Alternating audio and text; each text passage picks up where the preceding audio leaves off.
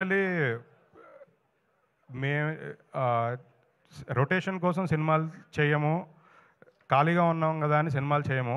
ఏదైనా ఒక కథని గట్టిగా నమ్మితే, ఆ కథని ఒక మంచి సినిమాగా తీర్చిదిద్దడానికి ఎంత దూరమైనా వెళ్తాం. ఒక మంచి సినిమా చూస్తే అది జనాల దగ్గరికి తీసుకెళ్ళడానికి ఎంత కష్టమైనా పడతాం, ఏదైనా చేస్తాం. మేము చాలా అంటే నా వరకు నేను చాలా తక్కువ సినిమాలు ఒక 10 సినిమాలు చేసిన లైఫ్‌లో 10 గుర్తుండిపోయే సినిమాలు చేయాలనుకుంటున్నాను.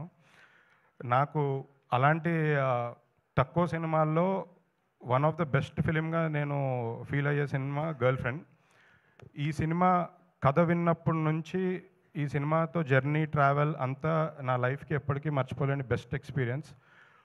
అంటే కొన్ని కథలు చెప్పడానికి గర్వపడాలి.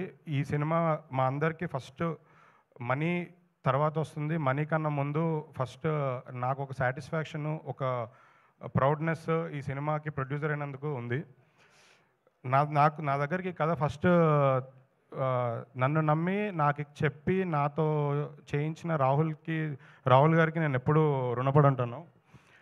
అంటే కొన్ని సినిమాలు దొరకడం అదృష్టం. ఆ అదృష్టం నాకు కలుగజేసినందుకు first thank you so much. Rahul గారితో నాకు ఈ లాస్ట్ 5 ఇయర్స్‌గా చాలా మంచి జర్నీ ఉంది.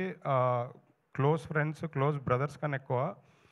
తను నమ్మిన కంటెంట్, తను చెప్పాలనుకునే కథ, తను తీయాలనుకున్న సినిమా సపోర్ట్ చేసి తీయించాము. సో, దానికి మేము చాలా హ్యాపీగా ఉన్నాము. అండ్ తను తీసిన కంటెంట్ మీ అందరూ త్వరలో చూస్తారు.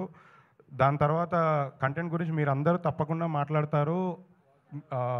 మేము ఇంకా ప్రౌడ్ ఫీల్ అవుతామని నమ్మకంగా ఉంది. ఈ కథ రష్మిక గారికి చెప్పిన తర్వాత రష్మిక గారు సినిమా చేయడానికి ఒప్పుకోవడం మా ఫస్ట్ సక్సెస్. రష్మిక గారు లేకపోతే ఈ సినిమా లేదు. ప్రాబ్లీ మేము వేరే వాళ్ళతో చేయలేమేమో ఈ సినిమా. ఈరోజు ఈ సినిమా కంప్లీట్ చేసుకొని ఇక్కడి వరకు వచ్చామంటే వన్ అండ్ ఓన్లీ రష్మిక గారి వల్ల. ఆవిడ సపోర్ట్ నేను ఎప్పటికీ మర్చిపోలేను. చాలా ఇంపార్టెంట్ థింగ్ ఒకటి షేర్ చేసుకోవాలని ఒక 1 ఇయర్ నుంచి నా మైండ్‌లో ఉంది. ఆ సందర్భం నాకు రాలేదు.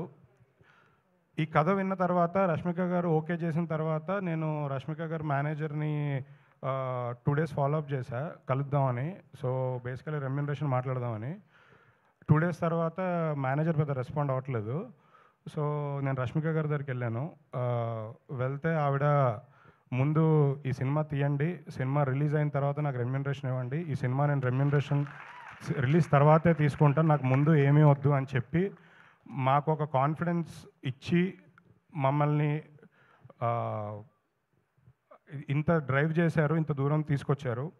సో, అంటే ఒక సినిమా ఆ మాట మాకు చాలా పెద్దది.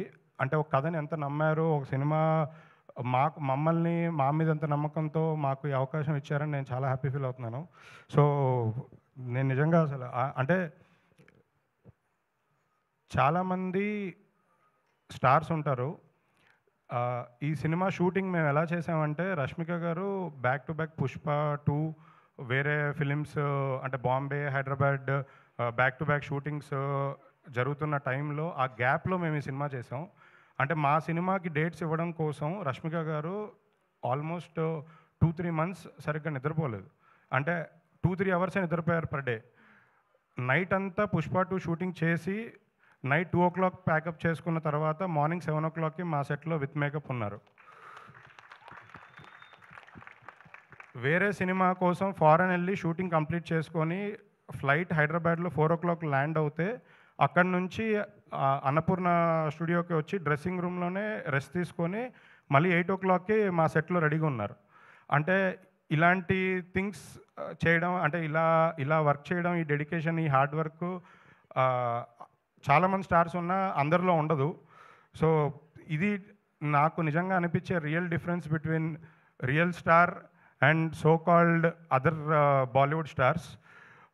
అంటే తను pan India star. But still ఇంత డిఫరెన్స్ ఈ మధ్యకాలంలో అసలు నేను చూసి ఫస్ట్ షాక్ అయ్యాను. మా సినిమాకి తనిచ్చిన సపోర్ట్, తను మా సినిమాకి రియల్ హీరో, మా అందరి హీరో.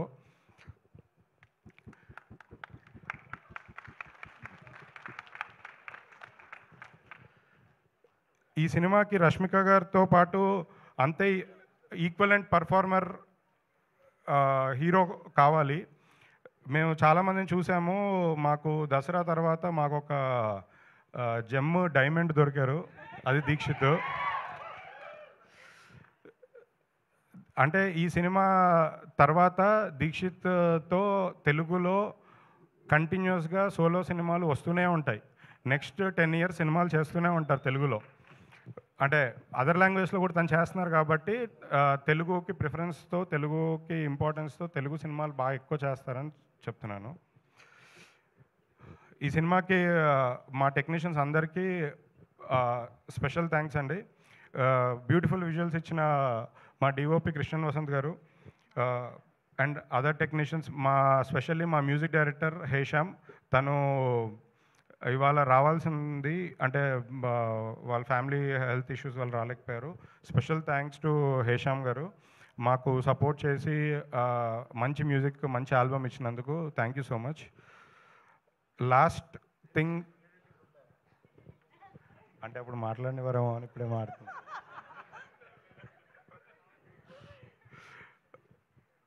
నాకు గాడ్ ఫాదర్, మా అందరికీ ఆయనే ఇన్స్పిరేషన్, అరవింద్ గారు.